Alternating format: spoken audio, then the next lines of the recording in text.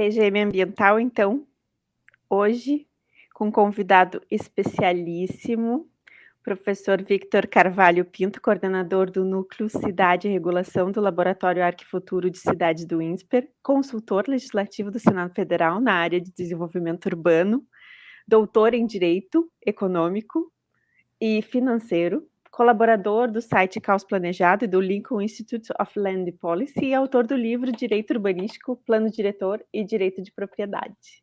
Muito obrigado, professor Vitor, por estar aqui. E como mediador, meu colega, procurador municipal de Novo Hamburgo, pós-graduado em Direito Público e Direito Constitucional Aplicado, membro do LEG, Grupo de Estudos Legislativos e Regulatórios, criado pelo Legislab, vinculado à Universidade Federal de Minas Gerais, procurador Wetner de Aquino Lacerda. Muito obrigada pela presença de vocês aqui, para a gente debater, conversar sobre o condomínio de lotes. Um modelo alternativo de organização do espaço urbano. O professor Victor Carvalho Pinto tem um texto para discussão que foi decorrente do Núcleo de Estudos e Pesquisas da Consultoria Legislativa do Senado Federal, e vai nos falar um pouquinho hoje, então, sobre o histórico do condomínio de lotes, essa forma nova e que é pouco debatida. Obrigada, professor, por estar aqui. Bom, muito obrigado, Sinara. Para mim é uma satisfação muito grande. Eu acompanho o seu trabalho lá no Instagram, né, PGM Ambiental, que tem feito lives maravilhosas, né? Uma delas eu até também contribuí lá participando sobre o plano diretor. Exato. Acompanho também o trabalho de legística lá da UFMG, que eu acho maravilhoso também. Fico muito satisfeito de estar aqui na presença do Wetner e acho que vamos fazer uma bela discussão.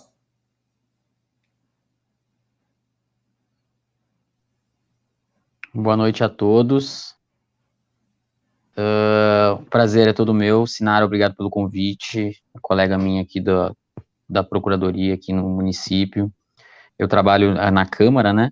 E desde já também parabenizo pelo trabalho, doutor professor Victor Carvalho, e também já te dou boa noite, porque falar sobre um tema esse que é, embora pouco debatido, no início tão bem debatido e agora caindo um pouco no esquecimento devido a muitos problemas ocorridos nos últimos anos, né? É um tema muito interessante, muito importante para o desenvolvimento do direito à cidade, do direito a cidades inteligentes, do direito urbanístico, e também são temas novos, né? Mas que não deixam de ser menos importantes do que vários outros são debatidos cotidianamente aqui no nosso ordenamento jurídico. Muito obrigado pelo convite e que nós todos tenhamos uma ótima aula com o professor. Obrigada, professor. Então, eu abro a oportunidade para a sua fala, suas considerações finais iniciais. Bom, o condomínio de lotes, eu vejo como uma síntese de dois posicionamentos antagônicos que havia antes da Lei 13.465 de 2017. Né? Um posicionamento é o de que a única maneira de organizar a cidade é a cidade tradicional, quer dizer, o loteamento, que é aquela operação pela qual se pega uma gleba rural, se divide em vários lotes e se coloca infraestrutura, e os terrenos de sistema viário e de áreas para escola, para posto de saúde e tudo que a cidade precisa são transferidos à propriedade para o poder público, né? E, em paralelo, a área privada é dividida em vários lotes e cada lote é isolado, sem nenhuma relação jurídica com os vizinhos, né? Essa é a cidade tradicional que nós conhecemos, né? O que acontece? Ao longo dos últimos, talvez, 30 ou 40 anos, né, e cada vez aumentando mais, surgiu uma outra forma de organizar a cidade, que é o condomínio fechado, né? Então, o condomínio fechado é uma situação em que o empreendedor pega uma gleba, em vez dele dividir em lotes e doar área pública, ele simplesmente cria uma área interna para o condomínio, né, e constrói várias edificações ali dentro da gleba. e depois cerca tudo isso com um muro, né? Isso é uma forma de urbanização que se difundiu muito pelo Brasil, né? E alguns outros países também. Agora, por que eu digo que são dois posicionamentos antagônicos, né? Porque muita gente entende que o condomínio fechado é uma coisa ilegal, né? Por quê? Porque a lei federal, Lei de Parcelamento do Solo, de 1979, 6766, ela diz que o parcelamento do solo é por meio do loteamento. Está claro ali, né? Ou seja, seria a única maneira de organizar a cidade, a única maneira de fazer a urbanização, o loteamento, né? Mas os defensores do condomínio fechado, com base na lei de condomínios e incorporações, que tem uma figura que se chama o conjunto de edificações, né? Entendem que é possível fazer o conjunto de edificações usando outra lei, né? E, portanto, sem fazer o parcelamento do solo, né? Então, se criou uma divergência profunda entre esses dois campos do pensamento jurídico, né? Mas, na prática, o condomínio fechado estava acontecendo, né? Estava acontecendo, não digo em todo o Brasil, porque alguns municípios possivelmente não aceitassem, né? Mas em grande parte do Brasil. Quando veio a medida provisória 759, de regularização fundiária, no parlamento surgiu a ideia de se aproveitar essa medida provisória para resolver esse dilema, né? Essa polêmica.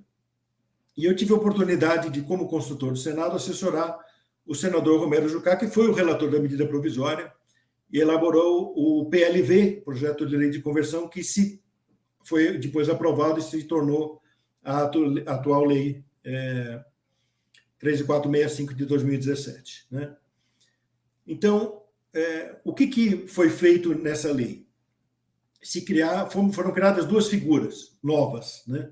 O condomínio de lotes e o loteamento de acesso controlado. O condomínio de lotes é um condomínio propriamente dito, né? Quer dizer, ele basicamente segue as mesmas regras do condomínio edilício, que é aquele condomínio que nós conhecemos, né, dos prédios de apartamento, mas ele pode ser organizado através de unidades que, na verdade, são lotes. Então, é como se você pegasse aquele bairro tradicional de uma cidade e criasse um condomínio em que cada casinha ali é uma unidade de um condomínio, né? Que poderia também ter áreas comuns. Eventualmente, poderia ter áreas de uso comum, ou poderia até não ter área de uso comum, né? Poderia ser apenas um condomínio ali daquelas unidades. Então, essa é uma possibilidade que se abriu, né, através da nova lei com a figura do condomínio de lotes. Então, a gente tem que entender que o condomínio de lotes não é vamos dizer, uma alternativa ao loteamento. Na verdade, ele é uma modalidade de loteamento, né? Então, ele é produto de loteamento. O que isso significa? Se ele tiver áreas comuns, não são áreas comuns que substituem a área pública, né? Ele vai ter que contribuir com áreas públicas normalmente, como qualquer loteamento contribuiria, né? Ele vai ter que colocar infraestrutura como qualquer loteamento colocaria.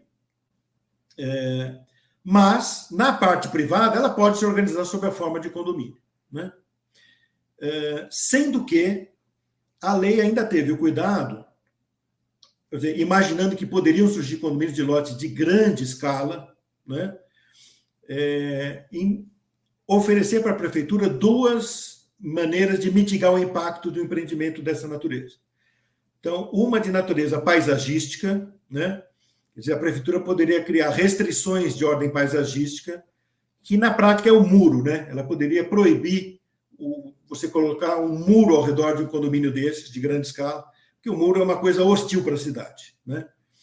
Enfim, o muro afasta o pedestre, o muro priva o cidadão de ver a arquitetura que tem lá do lado de dentro do muro, que, na verdade, é um direito do cidadão, né? Quer dizer, é uma forma de arte, né? A arquitetura que todo cidadão tem direito de observar. E o muro priva o cidadão desse direito, né? Então, está claramente colocado ali na lei a possibilidade da prefeitura criar esse tipo de restrição, ou seja, vai admitir o condomínio desde que não tenha muro, né? Pode ter cerca, outras formas de proteção, né? E também a restrição da servidão de passagem, né? Você poderia ter um condomínio de grande escala com uma servidão de passagem, por exemplo, para o pedestre, que não seja morador, né? E aí um exemplo que já existe há muito tempo são os condomínios lá da Barra da Tijuca, no Rio de Janeiro, né? Muitos desses condomínios estão próximos à praia, ou eles estão, vamos dizer, no caminho da praia para quem está mais afastado, mas eles têm uma abertura para o cidadão. Qualquer cidadão pode circular lá por dentro, às vezes de automóvel, às vezes a pé, enfim, né? Mas existe uma servidão de passagem, digamos assim, que, embora ele seja privado, as pessoas que não são moradores ou proprietários podem andar por ali livremente, né? Então, a prefeitura também pode impor esse tipo de servidão num condomínio de lotes, né? Então, se nós analisarmos todo esse potencial, a gente poderia até dizer, vamos dizer, que, inclusive, algumas áreas públicas poderiam ser cedidas, digamos assim, para conservação pelo condomínio. E aí eu penso principalmente na calçada, né?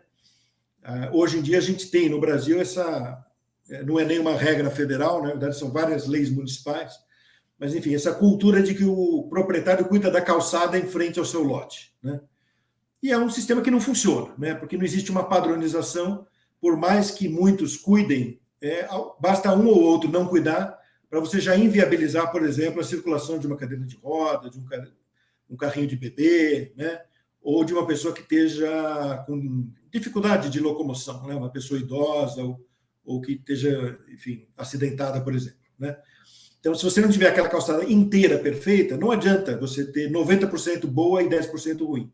Ela ficou inviável. Na prática, ela está inviabilizada. Agora, uma calçada cuidada por um condomínio, né?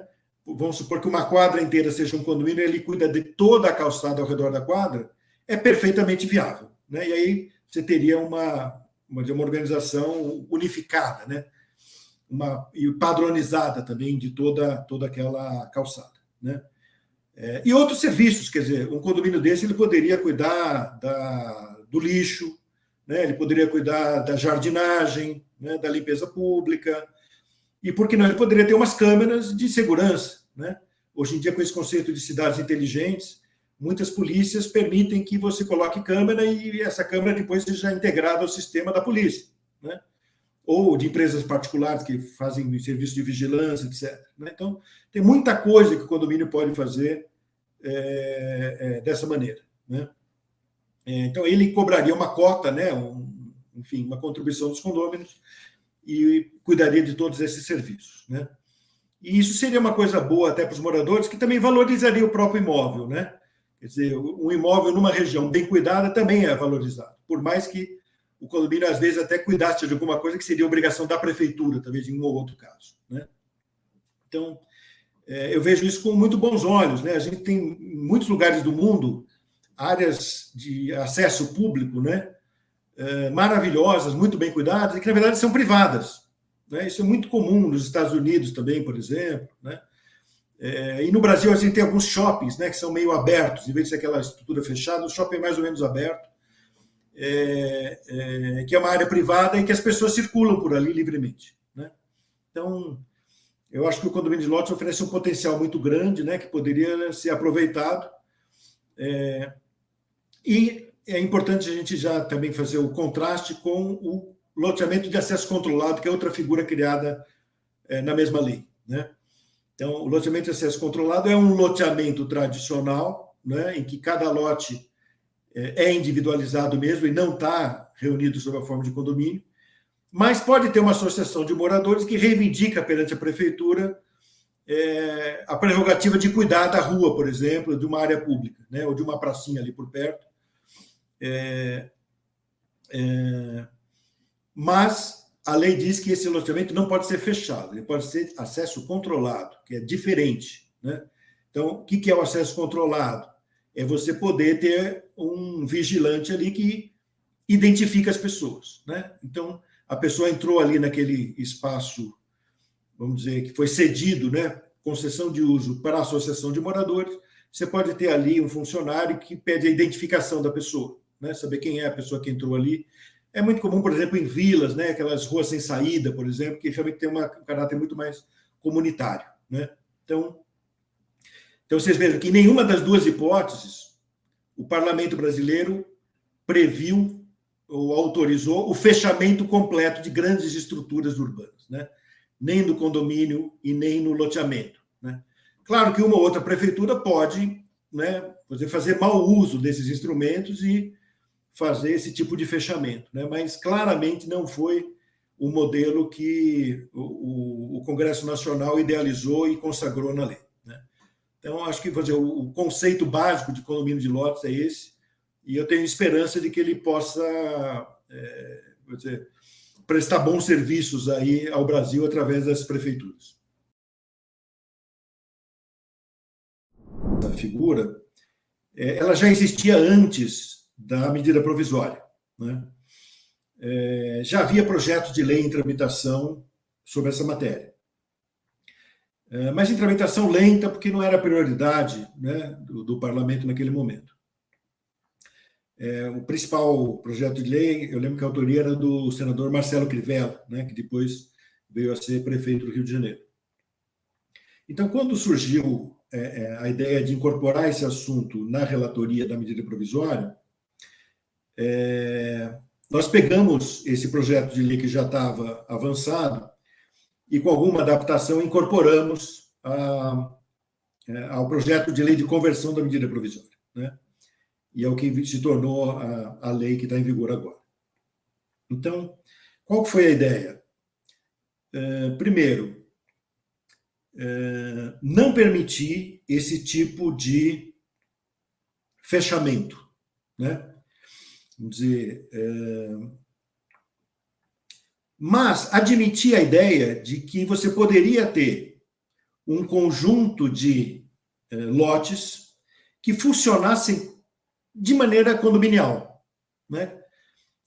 Ainda que aberto, sem fechar, né? Como é que seria isso? Bom, é o que muitas vezes se tenta fazer de maneira alternativa, né? Em muitas comunidades que já existem em ruas ou loteamentos, ou até ruas sem saída, por exemplo, vilas, né? Em muitos lugares do Brasil existe uma certa comunidade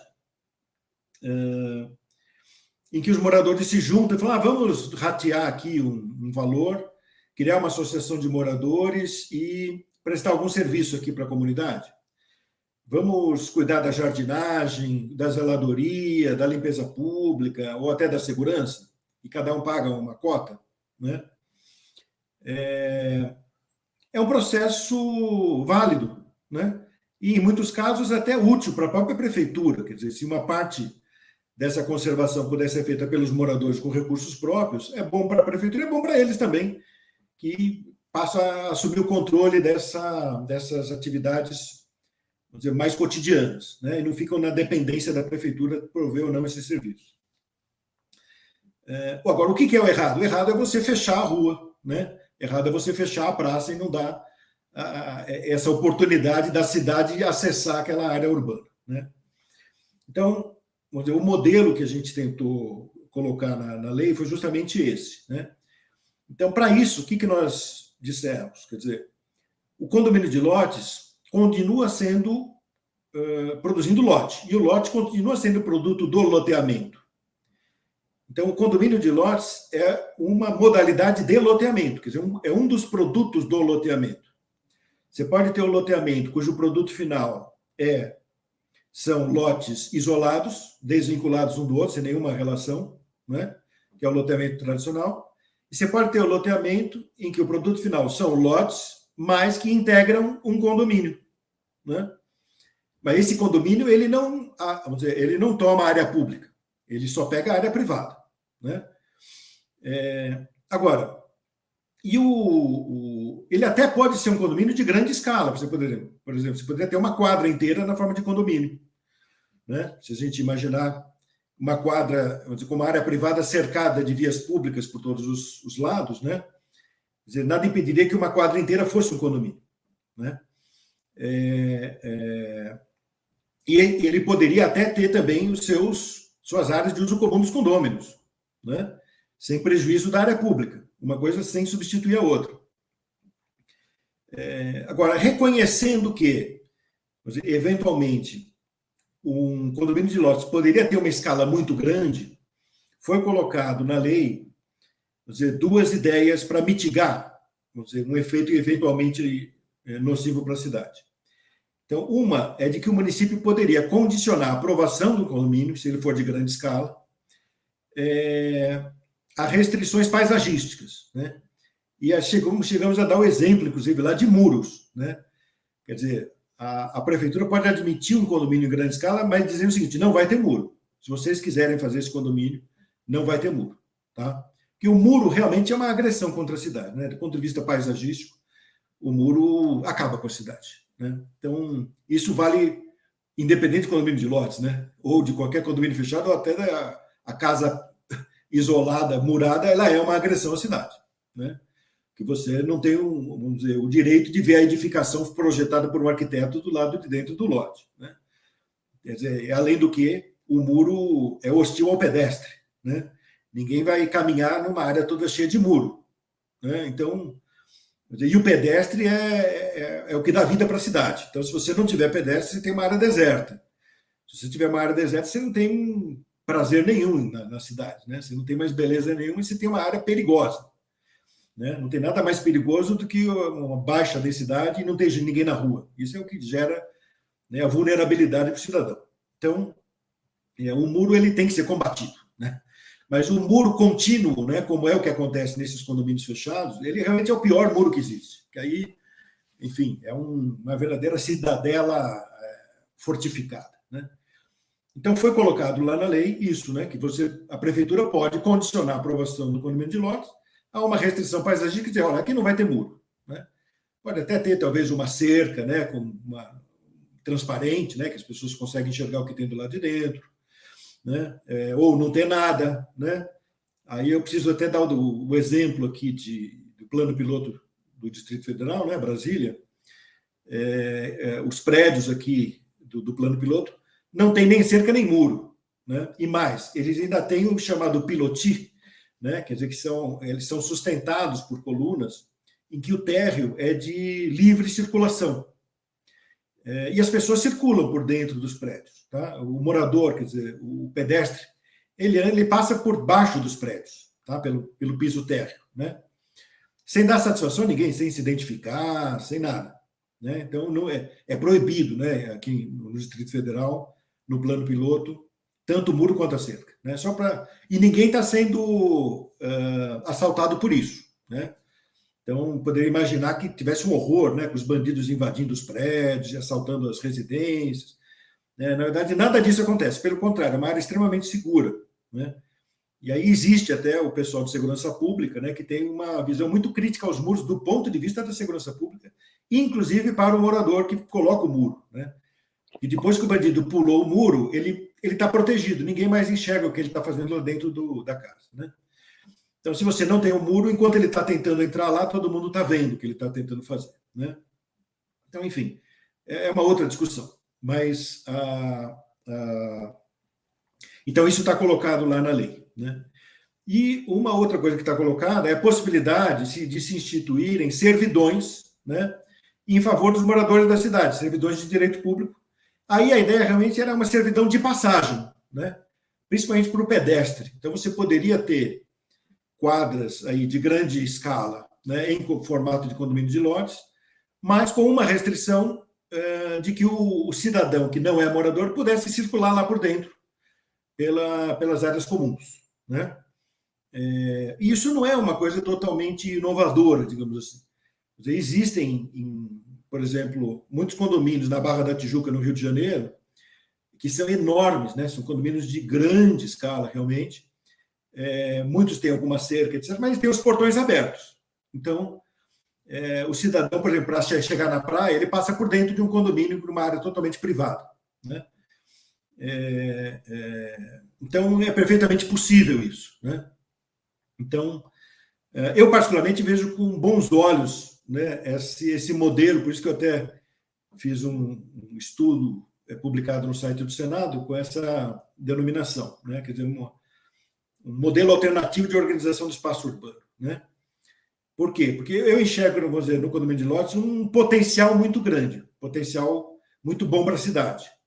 Quer dizer, você poderia ter áreas grandes em regime privado, né, mas com servidões em favor do cidadão, né, não morador. E eu diria mais, você poderia ter as próprias calçadas, né, administradas pelo condomínio, as calçadas públicas, no caso, né? Que vocês vejam bem, hoje em dia, na maior parte do Brasil, existe um modelo que não está em nenhuma lei federal, né, em que o morador cuida da sua calçada, né? Quer dizer, e é um modelo falido, certo?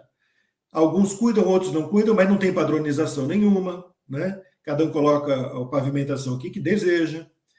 Quer dizer, principalmente para quem tem limitação de locomoção, né?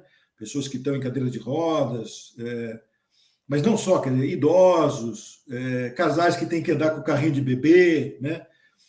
Não adianta nada se ter uma calçada que tem um pedacinho dela que tem um buraco ali que não foi conservado, né? Simplesmente não vai atravessar.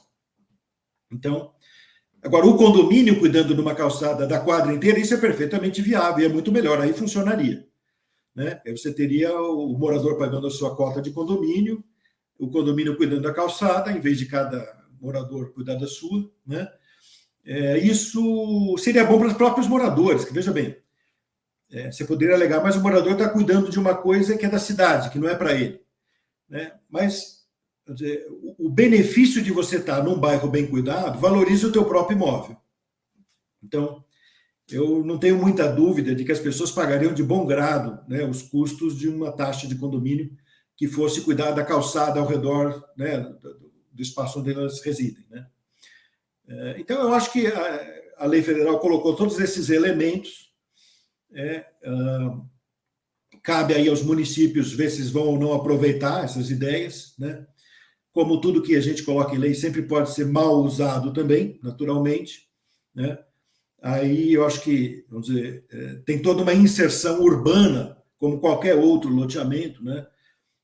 Que tem que haver um cuidado. Quer dizer, a gente sabe que o loteamento não é apenas um desejo do proprietário, do empreendedor, ele também tem que ser um desejo do próprio município, né? Quer dizer, então, você só pode ter loteamento onde o plano diretor, né, classificou como área urbana ou de expansão urbana, por exemplo, né? E mesmo nessas áreas, não é que o empreendedor faz o que ele quer, ele tem que pedir diretrizes para a prefeitura, né? Isso é muito bem regulamentado na lei de parcelamento do solo desde 1979. Então, a prefeitura, ao expedir as diretrizes, ela pode expedir as diretrizes com essas regras que eu acabei de dizer aqui, né? Com esses condicionantes. E se ela estiver agindo mal, aí a sociedade pode reclamar, o Ministério Público, etc., né? Enfim, todas as instituições que existem aí em defesa dos interesses difusos, né? Então, mas a minha colocação inicial seria nesse sentido. Eu acho que existe um potencial ainda a ser explorado, né? E eu tenho esperança de que isso ainda vai acontecer.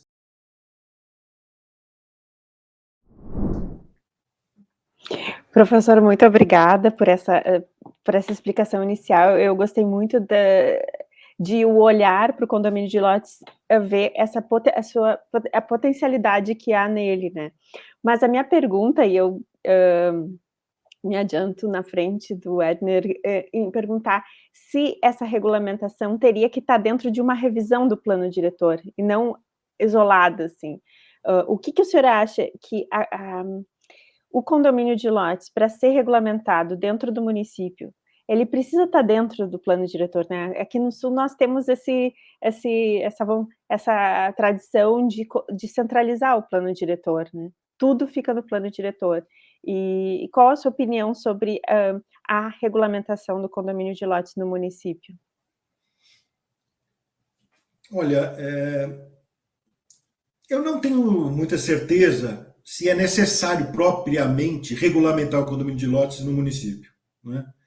Porque, veja bem, a gente já tem a lei federal, né?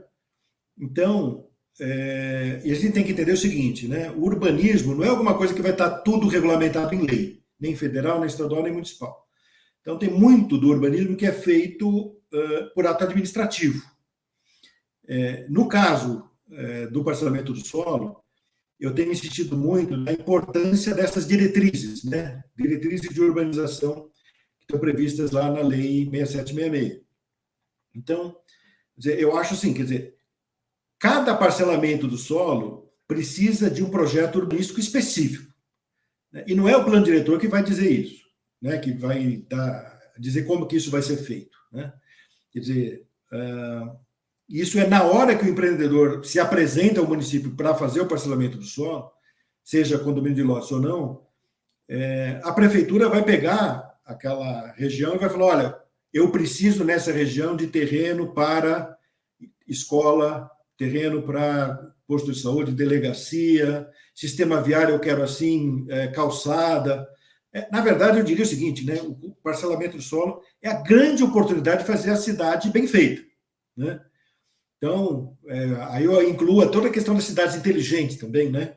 Quer dizer, olha, você vai ter que botar espaço aqui para fibra ótica, né? Enfim, para 5G. É o momento de você fazer tudo bem feitinho para depois não ter que remendar, né? Calçada, ciclovia, né? Arborização, né? Então, é o momento. E isso aí nenhum plano diretor vai resolver. Quer dizer, isso aí você tem que fazer nas diretrizes. O momento de você fazer isso é nas diretrizes, porque as diretrizes não são uma coisa, digamos assim, abstrata, né? As diretrizes são um projeto urbanístico. Então, ela está olhando para a geografia daquela gleba, né? Então, ela não vai dizer assim, eu preciso de tanto por cento de área pública. Ela vai dizer, a área pública que eu preciso é exatamente essa. A prefeitura já vai lá e ela faz o traçado do sistema viário que ela precisa. Ela escolhe o terreno que ela precisa para equipamento comunitário, né? Ela diz a infraestrutura que ela precisa para equipamento urbano, né? Então, assim, eu não estou particularmente convencido, né, de que é necessário ter uma regulamentação propriamente municipal. Agora, claro que o município pode fazer essa regulamentação, isso aí não tem a menor dúvida, né? E certamente pode melhorar, né? Ele pode suplementar a legislação federal, né? No termo que a Constituição usa lá no artigo 30, né? Então, ele pode suplementar. Agora, eu não acho que, vamos dizer, a suplementação da legislação federal em abstrato, né? Vamos distinguir isso com clareza, né? Boa noite, primeiramente. Boa noite a todos. Boa noite, Sinara. Obrigado pelo convite. Boa noite a todos que estão assistindo a live. Ou melhor, não é live, né? A gravação. Boa noite, Vitor. Muito bom a tua explicação sobre os condomínios de lotes, desde o apanhado histórico de como ele surgiu até a criação da lei. Inclusive a vivência prática de estar ali assessorando o parlamentar. Acho interessante, até do ponto de vista daquilo que eu também venho me propondo a estudar de tempos para cá. Para quem não sabe, eu venho há algum tempo já me especializando em legística, que na verdade nada mais é do que o estudo da legislação, do apanhado da criação da lei, e tudo aquilo que envolve a criação da lei, desde as abordagens multidisciplinares, em que envolvem política, direito, estudo histórico, sociologia, própria economia é muito importante, financeiro. Aqui, quando a gente lida com matérias como esta, que são, eu considero matérias como urbanístico e ambiental, elas podem até serem matérias que elas vêm, elas começaram a tomar um protagonismo de tempos para cá, e eu acho que a Constituição de 88, ela é paradigmática no sentido de unificar um pouco o direito, que havia uma segregação em que o direito público era só público, o direito particular era só particular, e hoje, quando tu enxerga o Código Civil alterado, prevendo condomínio de lotes, porém, devendo observar normas de direito público, tu começa a entender que já não há mais tanto essa separação do público e do privado, eles estão todos unidos, e quando tu enxerga dentro do direito urbanístico uma possibilidade de tu fazer um fomento à iniciativa privada do empreendedorismo, ou seja, fomentar a construção de condomínios ou de condomínios fechados, na verdade aqui nesse caso seria muito mais, a lei foi criada, ao meu ver, para regulamentar algo que já vinha existindo, como acontece muito no Brasil, né? Na verdade, a legislação ela não consegue muito bem acompanhar os fatos sociais, as coisas vão acontecendo, e aí depois vem uma legislação para tentar controlar aquela situação que ela já existe no mundo dos fatos, né? Então, o direito, ele, no Brasil, hoje ele vem sofrendo até uma crise de legislação, e até vou pegar o apanhado da Sinara ali, dizendo sobre regulamentação. Acho que às vezes a gente tem que parar para pensar se é caso de regulamentar, e até que ponto regulamentar, até que ponto não inchar mais a máquina com mais uma lei em que isso vai tornar, a ideia seria tornar viável, vai tornar mais inviável ainda. Por exemplo, dependendo da regulamentação que eu der dentro do meu plano diretor ou dentro de uma lei própria, ele vai inviabilizar o condomínio de lote dentro do meu espaço urbano, entendeu? Sempre, obviamente, considerando as peculiaridades de cada município, a gente sabe que tem municípios que eles têm um apanhado histórico de preservação de ambiente que exige um maior cuidado na hora de tratar de certos temas, e acho que esse aqui é um deles, né?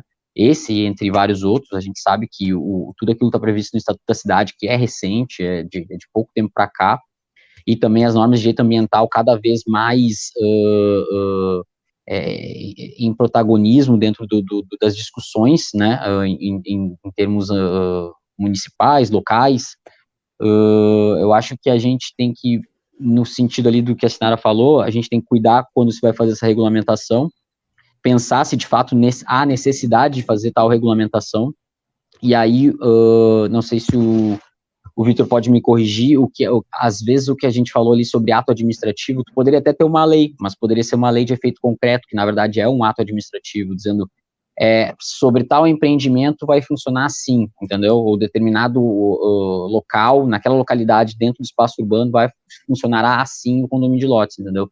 Mas uma coisa muito mais específica para a situação, sempre levando em consideração a peculiaridade do local, tempo, espaço, dentro do espaço urbano, aquilo que envolve a própria população, um engajamento, ou melhor, a gente sabe que, por exemplo, em Novo Hamburgo, nós temos bairros que têm um sentido histórico de proteção de patrimônio histórico-cultural, em que talvez a população que mora naquele bairro não seria, digamos, a favor de uma regulamentação no sentido de uma criação de condomínio de lotes, por exemplo. Mas em outro bairro, dentro do mesmo município, dentro de uma mesma localidade, a outra população talvez fosse a favor. Então, acho que isso que se tem que levar em consideração na hora de se pensar um assunto que é muito novo, tá? É muito novo. Se a gente parar para pensar, ele é novo em sentido de regulamentação, ele vinha acontecendo, mas nós temos aqui no Brasil aquela coisa assim, quando a lei vem, salta aos olhos, né? Novidade legislativa. Então, a gente fica assim, novidade legislativa para coisas que já vinham acontecendo, né? Então, é sempre importante a gente pensar isso, debater, por isso que eu, desde já, agradeço o convite e também já parabenizo, Vitor, eu li os textos no Conjur, li o artigo esse publicado ali no Condomínio de Lotes do Senado, né, muito interessante, e acho que tudo ainda é uma questão de a gente pensar e fazer muita reflexão, assim, sabe? Acho que a gente tem que, essas matérias, assim, quando elas são novidades, a própria jurisprudência, eu estava vendo um vídeo que falava assim, a jurisprudência é vacilante, numa hora, o direito, na hora de se interpretar, ele interpreta a lei de um jeito e em outro viés, já tem outro estado, ele interpreta de outro jeito. Então, nós temos aquela coisa da criação da lei, né, no início, e também depois a interpretação da lei já posta. Então, são cuidados que a gente acha que a gente tem que ter na hora de falar de temas, assim, que a gente sabe que são muito importantes, né? A Sinara vive isso diariamente, sabe dizer muito bem o quão caros são esses temas, né? Olha, exatamente, Wedner. Eu poderia te dar vários exemplos de leis que eu ajudei a redigir e que depois foram interpretadas de outra maneira, né? No começo eu ficava um pouco incomodado. Hoje eu já vejo com naturalidade, né?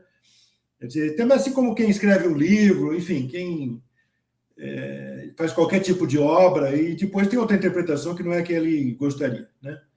Enfim, a lei é um produto que está aí para todos os cidadãos interpretarem e aplicarem, né? A gente não é dono da verdade, etc., né? Então, mesmo essa visão que eu trouxe aqui para vocês, acredito que não é nenhum consenso entre os juristas que já estudaram o assunto. né? Na verdade, assim, muita gente entendeu, né, que o condomínio de lotes era apenas o reconhecimento da legalidade do condomínio fechado, né? Então, a primeira interpretação que surgiu, assim, mais popular foi essa, né? O condomínio fechado, que havia uma certa dúvida, agora não existe mais dúvida. Ele é totalmente aceito, né? E realmente não era essa a ideia, né? Não foi essa a ideia. Até é importante mencionar aqui também para a nossa audiência, né?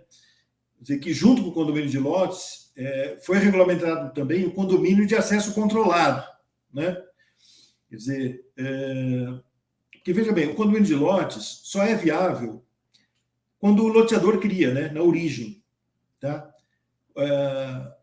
Ou seja, por quê? Porque você precisa da unanimidade, como qualquer condomínio, né? Você precisa que todo mundo adquiriu uma unidade vinculada às demais por fração ideal, né? Então, só na origem você pode criar o condomínio de lotes. Então, se ele não foi criado na origem, talvez até pudesse os vários moradores se juntar para criar um condomínio de lotes, né? Vários lotes pré-existentes. Mas você precisaria da unanimidade. Você precisa ninguém pode ser obrigado a aderir ao condomínio de lotes, né? Mas nós temos aí, pelo Brasil, várias situações, né, em que havia já o loteamento, os moradores, e eles se juntaram, criaram uma associação de moradores e começaram a prestar serviços ali dentro, né? E essa era uma outra situação que também reclamava uma resposta, né? E aí a mesma lei, 13465, acabou criando o loteamento de acesso controlado, né?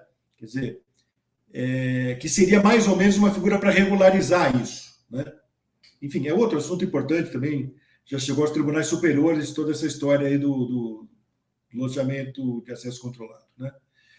Mas vamos dizer, mesmo nessa figura do loteamento de acesso controlado, foi muito claro que não era loteamento fechado, né? Tanto é que é acesso controlado, e lá a lei ainda explica, né? Acesso controlado significa que qualquer cidadão pode andar pelo loteamento. O máximo que ele pode ser exigido é que ele se identifique, né? Então, o máximo que pode acontecer é, por exemplo, uma rua sem saída, né?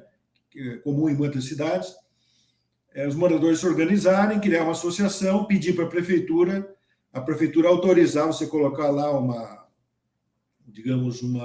portaria, né? E ter alguém lá exigindo identificação de quem entra na rua. Mas ninguém pode ser proibido de entrar e sair da rua, né? Então, vamos dizer, não procede a interpretação de que, vamos dizer, a lei simplesmente regularizou isso que já era feito, né, de fechar tudo, etc., né? Seja em forma de condomínio ou de loteamento, né? Mas até hoje, vamos dizer, é um assunto que não existe consenso entre os juristas, né? E não só entre os juristas, aí a coisa se estende ao Poder Judiciário, aos cartórios de registro de imóveis, etc., né? Então, e é muito comum, né? A gente vê as leis quando saem, é muito comum até os segmentos interessados no assunto, né, lançar imediatamente uma interpretação, né? Porque aí quem não sabe direito o que é, já vê aquela primeira interpretação, não para ler direito e já conclui que é aquilo, né?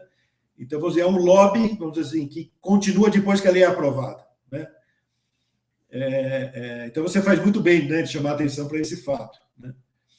Agora, o outro comentário que eu queria fazer sobre o que você falou, eu acho totalmente pertinente, né? Que, vamos dizer, essa separação rígida que a gente ainda faz, né, de lei e ato administrativo, não é boa, né? Ela atrapalha. Então, muita coisa poderia ser, digamos assim, concreta, né? Alguma decisão concreta, e no urbanismo tudo que a gente faz é concreto, né? Quer dizer, no direito urbanístico a gente faz coisas abstratas, como essas leis, regulamentações, etc. Mas no urbanismo é tudo concreto, não existe urbanismo abstrato, né? O urbanismo é plano urbanístico, projeto, etc., para um determinado imóvel, né? Para um determinado bairro. Então, é tudo concreto, né? Então, você até poderia, para algumas decisões de grande impacto, de grande porte, né, trazer isso para o Poder Legislativo, né? E eu diria até que é o caso do plano diretor, né? Eu até diria isso, que o plano diretor, para mim, é um plano urbanístico, concreto, porque ele vai definir o zoneamento, enfim, os investimentos específicos que vão existir na cidade, né? Plano diretor que não faz isso, para mim, não é plano diretor. É uma outra lei qualquer. Pode até ter seus méritos, né? Mas, no sentido da Constituição Federal, artigo 182, né? Plano diretor é um instrumento que ordena a cidade e define a função social da propriedade, quer dizer, de cada propriedade, né? Então, não é uma função social abstrata, teórica, né? É para cada terreno da cidade, falar, ó, esse terreno aqui não pode ficar ocioso, ele tem que ser construído um certo parâmetro X. Esse outro terreno aqui, enfim, a vocação dele é comercial ou residencial, coeficiente de aproveitamento é X ou Y, né? Para mim, isso aí é que a Constituição quer do plano diretor, né? Definir a função social de cada propriedade, né? De cada terreno da cidade. Agora, isso para mim, vamos dizer, não é aquela lei no sentido teórico, né? Que a gente estuda em direito constitucional como norma geral e abstrata, né? Isso é uma norma concreta, né? Mas tão importante que é melhor que seja feita, não por ato administrativo, mas aprovado pela Câmara Municipal, né? E eu acho que outros tipos de plano urbanístico, em tese, poderia também ser aprovado pela Câmara Municipal, como até mesmo os grandes empreendimentos de loteamento, parcelamento do solo, condomínio de lotes, né? Ou outros grandes empreendimentos na cidade, né? Se a gente vê em outros países, aí, na Europa, etc., isso acontece bastante, tá? Vamos dizer, do órgão, vamos dizer, eles não chamam de legislativo, né? Porque, enfim. Mas, enfim, o órgão colegiado, né? Onde são eleitos o equivalente aos vereadores, aprovar determinados empreendimentos de grande porte. Tá? Isso acontece, né? Na Inglaterra, por exemplo, eu sei que é assim, né? De pequeno porte, não. O empreendimento de pequeno porte, a prefeitura aprova lá, sem consultar o órgão colegiado, né? E eu iria mais longe, né? Inclusive, não sei se vocês perceberam, né? Mas houve uma recente emenda constitucional que mexeu lá no artigo 14, se não me engano, da Constituição e mencionou as consultas, né? Que podem ser feitas na escala do município, né? Junto com as eleições municipais. Eu acho que um campo privilegiado para essas consultas são os planos urbanísticos, né? Seja sob a forma de plebiscito ou de referendo, alguma coisa assim. Então, eu não estranharia, né, algum empreendimento, algum plano ou projeto urbanístico muito polêmico, né, ser levado para uma consulta, né, ser levado para uma espécie de um plebiscito ou um referendo, né? Agora, o que eu acho importante, e isso é uma questão que me afasta aí de muitos juristas, né, é que eu entendo o seguinte: o órgão colegiado ele deveria apenas aprovar ou não um projeto urbanístico, né? Para mim, um projeto urbanístico é um documento técnico que tem que ter os seus responsáveis técnicos, né? Ou seja, os seus arquitetos, urbanistas, engenheiros e todos os profissionais que elaboraram aquilo, né? Então, a gente não pode, quer dizer, o leigo, digamos assim, né, chegar lá e mexer num pedaço de um projeto técnico. Eu acho isso um erro, né?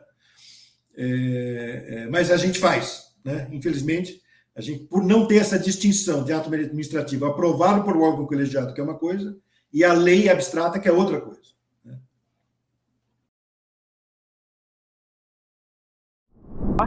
É algo diferente do condomínio, então ainda é difícil compatibilizar, né? O condomínio é algo dentro de um lote já, de uma área já parcelada ou desmembrada, né? E me parece que ainda há compreensões equivocadas sobre o termo lote e o termo condomínio. Então, se o professor pudesse esclarecer, eu acho que ia ficar bem interessante. Certo. Na redação original da Lei 6766, tem uma definição de loteamento, né? Uhum. Mas não tem a definição de lote. a gente poderia deduzir o que é o lote a partir da definição de loteamento, né? Quer dizer, porque o que está dito ali é que o loteamento é uma operação que produz lotes destinados à edificação, né? Isso. Então, para mim, essa que é a palavra-chave, né? Então, a gente tem que entender, assim, o que é a cidade, né? Tem que ir lá para a base da nossa disciplina. Então, do ponto de vista, vamos dizer assim, da engenharia, né? Do ponto de vista físico, a cidade é um conjunto de infraestruturas por onde passa água, esgoto, energia, né? Gás canalizado, enfim, uma série de infraestruturas, telecomunicações, né? Que por dentro dessas infraestruturas passam fluxos de água, de energia, né? De informações, e esses fluxos entram para dentro da edificação, né? Então, assim, ninguém imagina que uma edificação urbana você não vai ter água na torneira. Ninguém imagina que você não vai ter energia no interruptor, né? E como é que a gente consegue isso? Como é que isso surge de maneira tão natural, né? Porque a edificação se conecta a essa infraestrutura que está lá do lado de fora, né?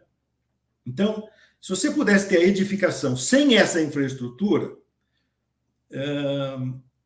vamos dizer, não é o que a gente entende por urbano, né? Você poderia até falar, lá no sítio, lá na fazenda, realmente eu não tenho água, eu não tenho energia.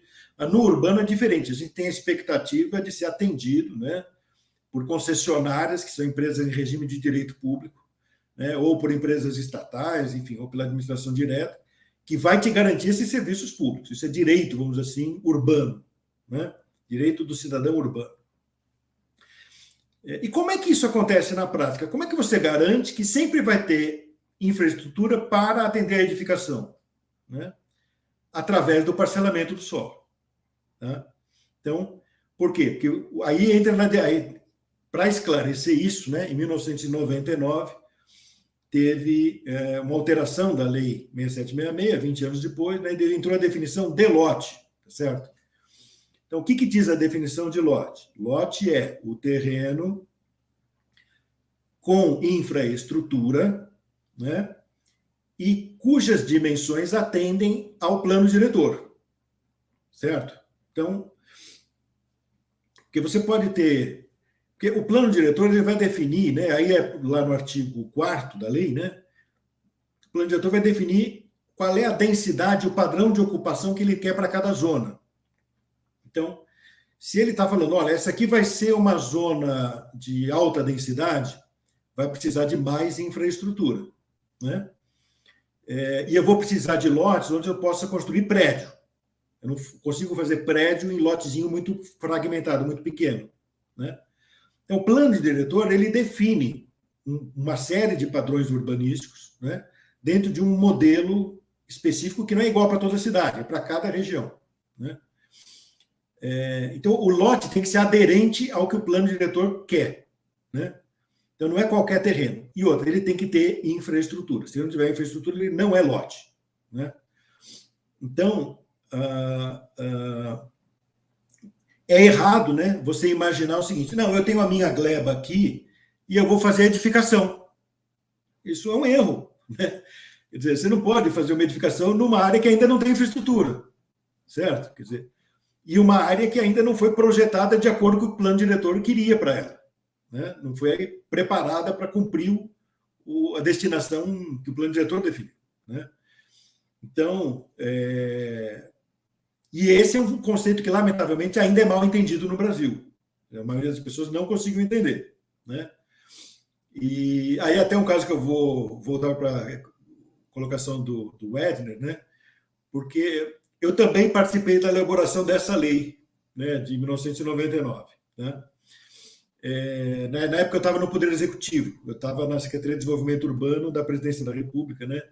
Que é o órgão que antecedeu o atual Ministério do Desenvolvimento Regional. Então, a gente fez essa reflexão lá e levamos ao parlamento e acabou entrando na lei, né? Eu lembro assim, que um ano depois dessa lei, teve um grande evento do segmento imobiliário, e vários palestrantes estavam comentando a lei, etc. E um dos palestrantes era até um ministro do STJ, que já aposentado, e ele falou, olha, botaram lá que lote tem que ter infraestrutura, que tem que ter plano diretor, etc. Mas e se não tiver, é o quê? É lote do mesmo jeito, né? Então é uma grande bobagem essa lei, não faz sentido nenhum, né? Eu lembro que eu estava presente nesse evento no ano seguinte, né? Em 2000, e na época fiquei um pouco chocado com a colocação do ministro, né? Mas, enfim, a gente depois se acostuma, né? Infelizmente, assim, a lei... Aí vou puxar para um tema que é muito caro a você, Wesley, né? Que é esse da legística, né? Eu estudo muito direito comparado, né? E eu gosto muito da legislação de Portugal. Se você pegar a legislação de Portugal, você vai ver, primeiro, toda lei tem começo, meio e fim, e ela é, de certa maneira, tão bem organizada que é uma espécie de um código, né? Então, não são pequenas ideias que a gente coloca um pouquinho aqui ou um pouquinho ali e dá margem a uma série de interpretações e precisa depois ser regulamentado, né, por decreto ou lei estadual, lei municipal, né? Quer dizer, são leis densas, né? Leis pesadas, mas que você não tem nenhuma dúvida do que ela quis dizer, né? E mais, em geral, elas vêm acompanhadas de uma densa também exposição de motivos, né? E muitas vezes, ou em geral também, depois ainda vem um decreto mais denso ainda, né? Com uma longa explicação de por que está sendo feito aquele decreto, quais são os objetivos, né? De onde surgiu, qual que é o histórico, né? Uma explicação de cada artigo, muitas vezes, né? E nós não temos essa cultura no Brasil, né? A gente tem uma cultura de tudo muito fragmentado, né? Tudo muito de curto prazo, muita lei para atender alguma demanda da mídia, quer dizer, para aparecer um pouco um tema que está, no momento, chamando a atenção da opinião pública, né? Então, eu acho que a gente caminha para um direito positivado assim, bastante ruim, né? A gente precisaria de uma reforma legislativa, digamos assim, né? Não só reforma judiciária, né, ou administrativa, mas uma reforma realmente legislativa, até de modelo de legislação, né? Quer dizer, e aí eu acho que a gente precisaria ter menos leis e mais bem elaboradas e mais trabalhadas antes de apresentar a lei no parlamento, né? Antes de ela começar a tramitar, né? Se a gente pegar na área do direito urbanístico, quer dizer, primeiro que está tudo fragmentado. Então, você tem lei de parcelamento do solo, separada do Estatuto da Cidade, que está separado da lei de regularização fundiária e separado da lei de desapropriações, né? E o Estatuto da Metrópole. Cada uma tem alguma relação entre si, mas não formam um todo muito coerente, né? Às vezes a terminologia não é a mesma, né? Enfim, hoje em dia muitas leis definem o que é zona, o que é urbano, né? Você vê lá na lei de regularização fundiária uma definição o que é área urbana consolidada, né? E às vezes a definição não bate com a outra. Ainda temos o Código Tributário, que também tem uma definição o que é urbano por efeito de IPTU, né? Então é tudo muito fragmentado, né? E se vê no direito comparado, não é assim. As coisas têm começo, meio e fim, né? As coisas são coerentes, são harmônicas, né? Mas também vai ver quantas leis eles votam no parlamento. Umas poucas centenas de leis no ano. Quer dizer, aqui no Brasil são milhares. Em tramitação, dezenas de milhares. E é o mesmo fenômeno que acontece no judiciário também, né? Quer dizer, você pega uma corte constitucional de um país desenvolvido, ela julga lá, sei lá, uns 100 casos por ano, menos, né? E no Brasil julga milhares ou dezenas de milhares de casos, né? E eu acho uma pena assim, que muitos brasileiros se orgulham disso, né? Às vezes se apresentam, né, como se fosse uma produtividade, né? Produtividade do Poder Judiciário, que ele julgou muito, produtividade do parlamento, que ele aprovou muitas leis, né? E eu acho que a mídia tem um papel nisso, né? A mídia também entra nessa e fala, olha que bacana, né? O deputado tal apresentou mais projetos que o outro deputado, aprovou mais projetos, né? Então, é todo um sistema, vamos dizer assim, um pouco viciado em termos até de concepção, né? Até metodológico. Né? Por isso que eu acho muito importante esse trabalho que você está fazendo, Wedner, de legística. Né? Eu tenho acompanhado o trabalho lá da UFMG, um trabalho belíssimo, né? E eu acho que tem que ser apoiado cada vez mais. E aqui comentando um pouco do que vocês abordaram há pouco, né? Eu acho assim, ó, na legística a gente estuda isso bastante, que é a técnica estar acompanhado à política, porque a política é quem faz, ali onde ocorre, a gente não pode desconsiderar a política como fator preponderante na hora de normatizar, né? Até porque a gente vem num modelo positivista, né? Que tudo é regido através de legislações, normas em geral. Acho que a gente enfrenta crise, na verdade. A gente está enfrentando uma crise muito séria de institucional e acho que concordo plenamente. Não é só no legislativo, é também no judiciário, com milhares de decisões judiciais. Eu acho que nós temos um modelo democrático constitucional recente, né? Então acho que a gente está passando por uma reformulação, uma reestruturação, e a gente precisa de pessoas que pensem ou reflitam um pouco mais antes de tomar certas atitudes, em especial quem está na gestão pública, né? E aí, só fazendo um paralelo ali que eu achei muito interessante, que foi a hora que tu mencionou sobre a técnica, né? Como o gestor, muitas vezes, ele tem que estar muito apegado à técnica. Então, leis eu acho que existem áreas que elas precisam ter um olhar técnico muito mais aguçado, assim, ou pelo menos mais respeitado, eu diria. Áreas como ambiental e urbanístico, elas não podem estar sujeitas a, a politicagem, a simbolismos, entende? Não que a área de direito penal também, eu já nem vou para isso aí, porque isso aí no Brasil, tu falar de direito penal é polêmica o tempo inteiro. Então, trazendo mais para o que a gente está abordando aqui sobre urbanístico, ambiental, cidades, isso aí, se não tiver acompanhado de técnica, se deixar para que a população decida somente por anseios sociais, que às vezes são daquele momento, que não são nem num espírito que vem sendo coletivizado ou pensado há bastante tempo, acho que a gente vai ficar ainda enxugando gelo, a gente vai continuar indo e voltando. Eu sei porque a gente aqui, o trabalho, eu sei como é que é.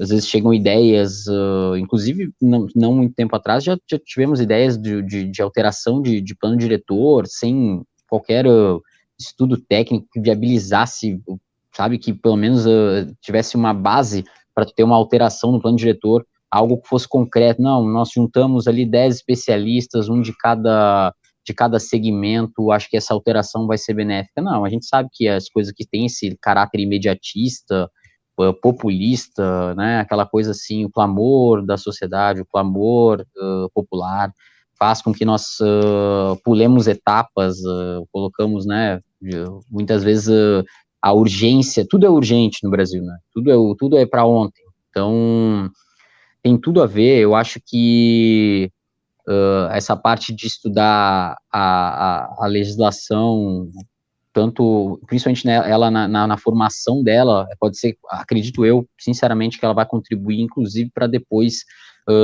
uma melhor interpretação do judiciário, assim como tu mencionou, o direito comparado, né? A gente sabe que lá fora as legislações são pensadas, e elas são pensadas não somente antes, elas são pensadas num círculo. Elas começam sendo pensadas, elas são botadas em prática e há uma reavaliação delas daqui a 5 anos, 3 anos, 10 anos, que é o que a gente fala da avaliação de impacto legislativo para trás, né?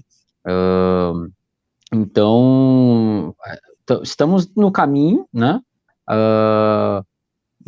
Porém, ainda tem essa turbulência, vivemos essa turbulência, assim, quando temos uma crise, a gente fica naquela coisa do modelo velho e do modelo novo, né? A gente tem que sempre tentar achar o meio termo, mas acho que pelo menos assim, o que eu estou notando é que tá havendo um pouco mais de reflexão, sabe? Eu noto, assim, pelo menos do parlamento.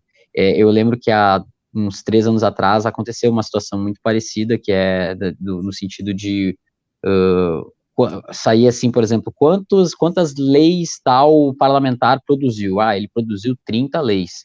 Aí um outro determinado outro parlamentar, quando você produziu 2. Só que aí eu conversei com esse parlamentar que escreveu apenas 2 leis, eu falei, olha só, tu tem que entender que o parlamento, embora a gente saiba que ele tem aquele negócio de produzir leis, a sociedade enxerga muito isso, e a mídia também, por vezes, venera esse tipo de situação, o legislativo, ele também tem a função fiscalizatória, que ela é tão ou mais importante, ainda mais num país que a gente vive com muita corrupção, a gente sabe que há uma falta de transparência no trato com a máquina pública. Então, não te preocupa com o fato de tu ter produzido apenas 2 leis. Se tu fizer apenas 2 leis muito bem pensadas e muito bem formatadas, muito bem redigidas, pode ter certeza que ela vai ter um peso muito maior na eficácia, na mudança social, do que esse que produziu 10, 20, 30 leis que são apenas folha de papel, entendeu? Isso eu coloquei para esse parlamentar, até para tirar a preocupação dele, assim, sabe? Disse, não, calma que o futuro é esse, é menos produção legislativa e mais qualidade na produção. Não, com certeza. Não. E vocês sabem que um dos parlamentares mais importantes que o Brasil teve foi o Ulisses Guimarães, né? E o Ulisses Guimarães, se não me engano, nunca aprovou uma lei. Ele nunca foi autor de nenhuma lei, né? E nem por isso deixou de ser o parlamentar mais importante da geração dele, né, da época dele. Ele foi o presidente da Constituinte, do Congresso Nacional, etc. Né? Então, eu não sei, a gente tem que fazer um trabalho pedagógico, né? Junto à opinião pública, junto aos jornalistas, junto aos políticos, principalmente, né? Para eles entenderem isso. E eu acho que a gente também, vamos dizer, a gente tem que oferecer uma alternativa. Quer dizer, o parlamentar ele é ansioso por participar do processo político, né? E participar das decisões, com todo o direito e até dever, que ele foi eleito para isso, né? Eu acho que, vamos dizer, trazer para o parlamento, aprovar determinadas matérias administrativas de grande importância, talvez seja um caminho, né? Desde que seja entendido assim, é aprovar ou rejeitar, não é para substituir o trabalho do Poder Executivo, né? Que aí cria tumulto, né? Quer dizer, mas eu até acho, por exemplo, é uma ideia antiga que eu tenho, né? O orçamento, as rubricas do orçamento, né? Que a gente tem toda uma discussão de para onde alocar o dinheiro, né, no orçamento, mas do ponto de vista semântico, a alocação de um montante vai lá para determinada rubrica, né? E se você pega lá a lei do orçamento e vê o que é apenas uma frase, de uma linha, porque tem que caber lá no formulário. Tá? Então você fala assim, é programa tal, né? Aí tem lá uma linha. Pô, mas o que é esse programa? O que é isso? Do ponto de vista real, né? Não está escrito em nenhum lugar, né? É em geral, né? Pode até ser que a prefeitura tenha feito um documento explicando, né? Mas acho que 99% do orçamento é uma linha. Então você briga para botar um dinheiro numa coisa que está descrita por uma única linha, né? Então, uma ideia antiga que eu tinha, né, era assim, cada projeto, para poder entrar no orçamento, ele tem que primeiro ser aprovado pelo parlamento, né? Quer dizer, eu estou querendo criar um novo programa para fazer tal coisa, né? Vou atender crianças em creches de tanto a tantos anos, não sei o que lá, né? Ok, faz lá o teu documento, prepara a tua proposta e vem para o parlamento aprovar, né? Depois que o parlamento aprovou, vira uma potencial rubrica, ainda não tem nenhum dinheiro. Simplesmente se criou uma conta, vamos dizer assim, um conceito que pode começar a receber dinheiro, né? Então é só uma ideia, né? Enfim, mas eu acho que o parlamento ele estaria cheio de coisa para fazer e coisas importantes que eles adorariam estar podendo discutir, né? E útil, e coisas úteis, né? Agora, é muito perigoso você ter uma série de pessoas populares, né, eleitas pelo povo, querendo participar vamos dizer, sem que ela tenha uma agenda pronta para ela votar, né? Que só pode ser uma agenda vinda do executivo. Então, se não tem essa agenda, eles vão inventar a agenda deles, né? E como não são pessoas técnicas, e nem tem que ser, né? Eles são políticos, né? A maioria, quer dizer, o político, por definição, é um leigo, né? Ele pode ser especialista só em uma coisa, mas ele vota em 90% de coisas nas quais ele não é especialista, né? Então, a possibilidade de ele propor coisas que não sejam pertinentes é muito grande, né? Então, eu acho que tem que ser essa reformulação, vamos dizer, da estrutura dos poderes, né? A meu ver, passa um pouco por isso, né? E eu acho que o urbanismo é um campo privilegiado, né? Você colocar projetos para os parlamentares aprovarem ou não, obras também, né? Olha, vou fazer aqui uma nova perimetral, vou fazer um metrô, vou fazer uma avenida que vai desapropriar um monte de gente, né? Um novo sistema de drenagem, né? Faz o projeto, prepara, etc., e leva lá para aprovar na Câmara, né? Claro que para isso a gente precisaria primeiro organizar o próprio sistema, né? Talvez na lei orgânica do município, ou alguma coisa parecida com isso. É organizar o sistema, né? A gente, às vezes, faz muita coisa sem primeiro organizar o sistema, aí vira mais tumulto ainda, né? Mas eu acho que seria um campo privilegiado, né? Mas, enfim, acho que também nós, juristas, temos que trabalhar esses conceitos, né? Sinara e Werner, né? Quer dizer, também não vai surgir do nada antes dos juristas começarem a trabalhar essas ideias, né?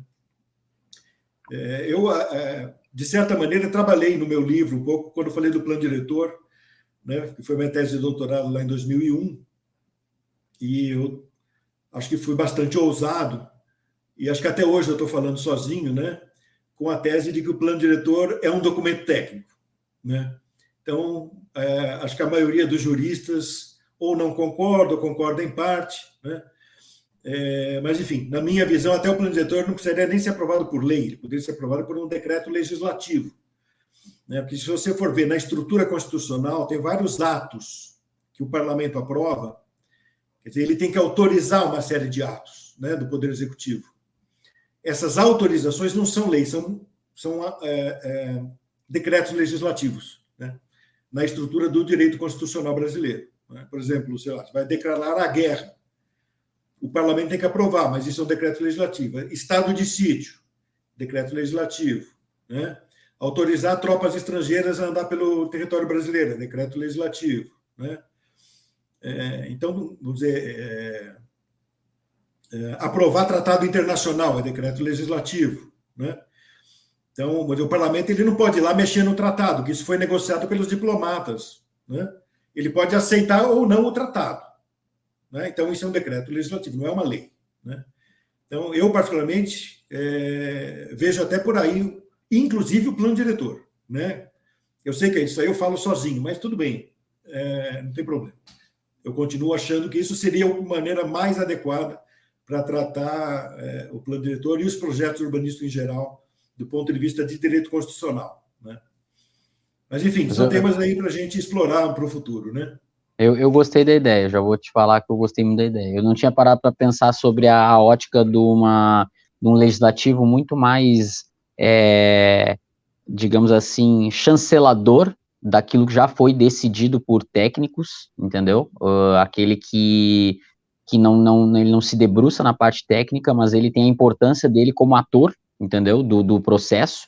E eu acho que talvez dentro disso o parlamento devesse ser usado como muitas vezes não é, que é chamar a população para vir debater a chancela sim ou não, entendeu? Porque a gente fica muito naquela coisa assim do representante do povo e esquece que o povo não está aqui, entendeu? Tanto que o povo não se sente representado, é muito engraçado, chega a ser até cômico, né?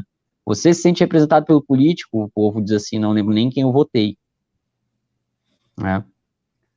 Inclusive, veja bem, o fato do órgão legislativo poder dizer sim ou não levaria o Poder Executivo a consultar o Legislativo e a população na etapa de elaboração do documento técnico, para evitar uma rejeição, tá certo? Então, o simples fato de você não poder diretamente ir lá e alterar o documento, né, não quer dizer que você está perdendo poder, né? Eu diria até o contrário. Provavelmente, né, o Poder Executivo teria uma preocupação desde o começo de envolver o Legislativo e a própria população né, para garantir um consenso tal que fosse garantida a aprovação do documento quando chegasse lá na votação final, né? Eu acho que esse é o cenário, né? E em algumas ocasiões já aconteceu isso, né? Embora não tivesse previsto, provavelmente. Se não me engano, em Porto Alegre, por exemplo, já teve plano diretor que foi retirado pelo Poder Executivo, né? Porque viu que não ia aprovar. No Distrito Federal aqui eu já vi isso acontecer também, né? Então, vou dizer, não chegou a ser rejeitado, mas sabendo que seria rejeitado, foi retirado, né? Então, eu vejo esse como um processo natural, né? Que ele poderia evoluir de maneira natural, de tal maneira que, vamos dizer, criar condições para um diálogo desde o começo, né? Agora, hoje em dia, a coisa é muito segmentada, né? Então, vamos dizer, o executivo faz as coisas sem consultar muito o legislativo, pode até consultar a população, mas os vereadores não são chamados no começo do processo ou durante o processo, né? Aí depois também o vereador fala, bom, eu não tenho nada a ver com isso, agora eu vou começar tudo de novo, etc., né? Então, eu acho que é um processo que não conduz, vamos dizer, à harmonia, digamos assim, entre os poderes, né? Então, ele gera uma certa desarmonia, né? E eu até acho o plebiscito, de repente, como uma espécie de última instância, né, do ponto de vista político. Você poderia ter um sistema em que, se houver um grande impasse, levaria para um plebiscito, por exemplo, né, alguma coisa importante, né? Que também é um assunto que a gente não estuda, né? Quer dizer, para que serve realmente o plebiscito?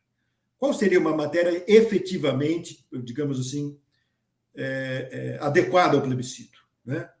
E a gente sabe que, por exemplo, a Suíça, né, a Califórnia também tem muito plebiscito, e é muito plebiscito de coisa urbana, é muito plebiscito de questão urbanística, né?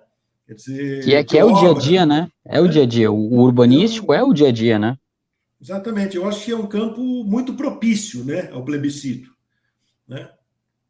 Enfim, acho que são temas a serem desenvolvidos. Eu fico feliz, porque isso já dá ensejo de voltarmos a falar da obra. Então, a obra é da tese de...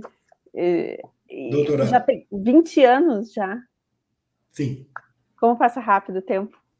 E passa É. rápido o nosso tempo aqui. Muito obrigada, professor. Muito obrigada, Wedner, por esse debate. Aprendi muito. E sempre que o professor Vitor fala, ele sempre traz novidades. Eu nunca, nenhuma fala dele foi repetida. Eu já maratonei ele e ele sempre traz novidades. Ele é garantido que ele traz história e novidades, né? Então, quero agradecer mais uma vez a oportunidade de estar aqui ouvindo. E queria pedir, porque como eu não tenho prática, eu não gravei desde o início, então a gente vai ter que fazer só os minutinhos iniciais, mas depois eu edito. Professor, muito obrigada, o Edner também. Eu vou tentar tirar e começar de novo. É só os primeiros 5 ou 10 minutinhos ali, Sim. e daí o professor vai ter que falar só um pouquinho no início ali, sobre o histórico da lei. Não tem problema, professor? Eu posso fazer minhas considerações finais rapidinho? Sim, claro. Primeiro, agradecer, Sinara, pelo convite, foi muito bom. Para vocês terem uma ideia, e também já te agradeço de antemão, professor. O tema é sensacional, acho que vai envolver muito. Aquela coisa que eu tinha falado, ele é direito público, mas ele também é direito particular, ele vai envolver empreendimento, mas ele também vai envolver desenvolvimento de uma cidade. Então, é um tema que tem que ser pensado, acho que tem que ser abordado, interessantíssimo. Estudei e aprendi demais aqui hoje, eu só posso agradecer, a honra é minha, muito obrigado mesmo. Bom, também queria fazer minhas considerações finais e agradecer esse convite, foi uma experiência muito prazerosa. O condomínio de lotes acho que é um tema que teve muito interesse logo que saiu a lei, mas depois ele também, digamos, não foi muito discutido, né? Como costuma acontecer, né? Logo que as leis saem, aparecem os livros, os debates, etc., e depois a gente não discute mais. E diria mais, o próprio parcelamento do solo é um tema mais antigo ainda que ninguém discute, né? Então, a gente teve essa oportunidade de discutir aqui também, e fico muito satisfeito, acho que você está fazendo um belíssimo trabalho aí, Sinara. Obrigado também ao Éder, acho que foram considerações fantásticas, fico muito satisfeito de ter contribuído. Muito obrigado.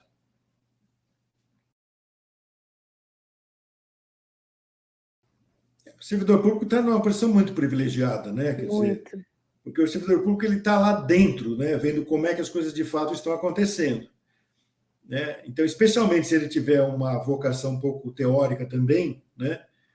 Ele tem uma oportunidade única de ser um pesquisador participante, né? Exato. Que é um termo antigo, né? Que os antropólogos que usavam esse termo antigamente, né? Quer dizer, o antropólogo ele entrava lá no meio da tribo, passava uns dias lá como índio, né? Para depois escrever o livro dele, né? Então, eu acho que assim, nós somos pesquisadores participantes, né? Então, a gente tem um testemunho único, que se você vai lá na universidade e vê as discussões do pessoal, você vê que tem muita coisa que as pessoas idealizam, né? Muita idealização, a pessoa não tem conhecimento da realidade palpável, né? Então, enfim, qualquer pessoa que está distante dos fatos idealiza, a gente também idealiza outras situações, né? Mas a gente tem essa possibilidade, né, de refletir estando ali em cima, né? Vendo o que funciona e o que não funciona, né? Então, eu acho que nessa nossa área jurídica e de direito constitucional também, né? Enfim, mesmo ambiental, que você vê muita coisa que o pessoal fala que é a grande solução, né? Ou que é o grande terror que vai acontecer agora, se tal qual coisa acontecer. E você sabe que não vai acontecer, enfim, né? Eu até diria o seguinte, hoje em dia, né? Seja lá qual for a lei que for aprovada, assim, 99% das coisas não vai mudar. Em qualquer área. Entende? Porque o status quo é muito forte. O status quo ele é muito poderoso, né? Seja por interesses e seja por mentalidade. Quer dizer, a mentalidade das pessoas é muito... Pô, a gente fica 5 anos numa faculdade de Direito, tá certo? Depois, muitos ainda ficam mais um pouquinho lá, faz um mestrado, doutorado, e fica no meio jurídico. Isso é uma tremenda doutrinação, tá certo? Então, você faz uma lei mudando o direito, como é que você vai mudar as cabeças das pessoas que passaram lá 5 anos estudando aquilo? Né?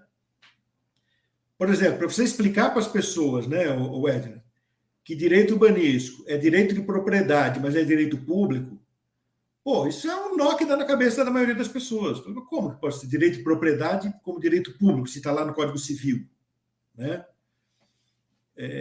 Porque as pessoas estudam muito pouco direito público, né, na graduação, um pouquinho de direito administrativo, o urbanístico não existe, né? Ninguém estuda isso.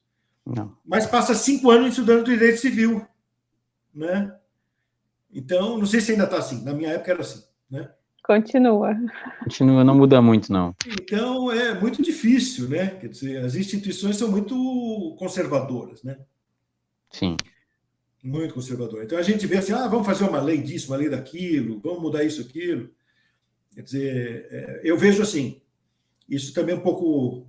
Como eu fui gestor, né? Eu fui da carreira de gestor federal, que é uma carreira do Ministério do Planejamento, fiquei 8 anos como gestor. Que não é carreira jurídica, né? Então, é o seguinte, em administração pública, é normal você saber que o chefe vai dar uma ordem e que ela não vai ser cumprida lá na ponta. Em administração pública, esse é o pressuposto, e privada também, administração privada também, né? E existe a ciência da administração por isso, que todo mundo sabe que o empresário vai dar uma ordem e vai acontecer outra coisa lá na empresa.